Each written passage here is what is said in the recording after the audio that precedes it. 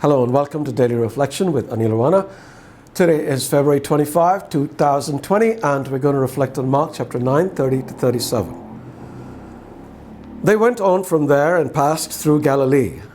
Jesus did not want anyone to know it, for he was teaching his disciples, saying to them, "The Son of Man is to be betrayed into human hands, and they will kill him, and 3 days after being killed, he will rise again." But they did not understand what he was saying and were afraid to ask him.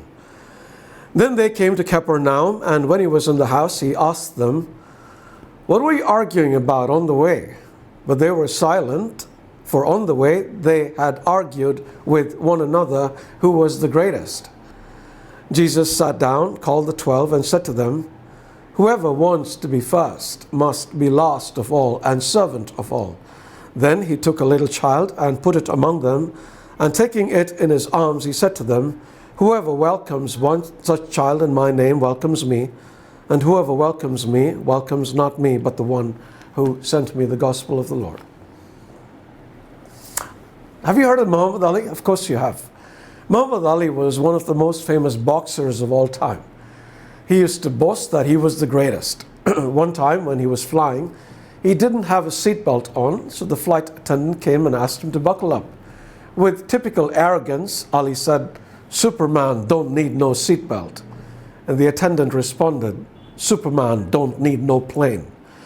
Now, I don't think that did anything to deflate the boxer's massive ego, but some of us possess egos just as large as Ali's. Some of the apostles definitely had supersized egos. Two of them thought themselves great enough to sit beside Jesus in heaven and actually went to him requesting he make this happen.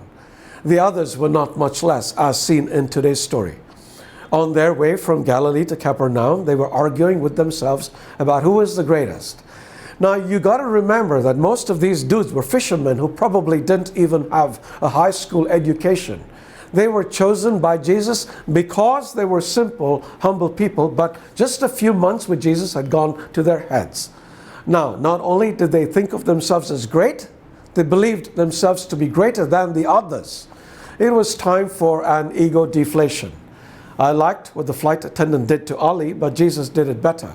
He said to his apostles, "If you want to be first, you have to be last." Now, how does this work? Let me tell you another story. Friday was the day when boys from this particular boarding school received a special treat. Every morning they would form a line after prayers and wait their turn to receive their goodies. The older, stronger boys would push the younger, smaller boys to make it to the head of the queue. One day the man distributing the treats saw this happening.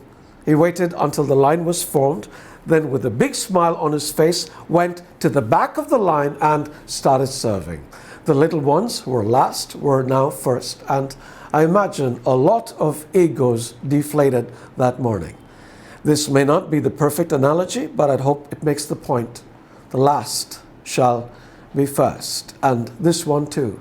Egos have no place in a Christian's life.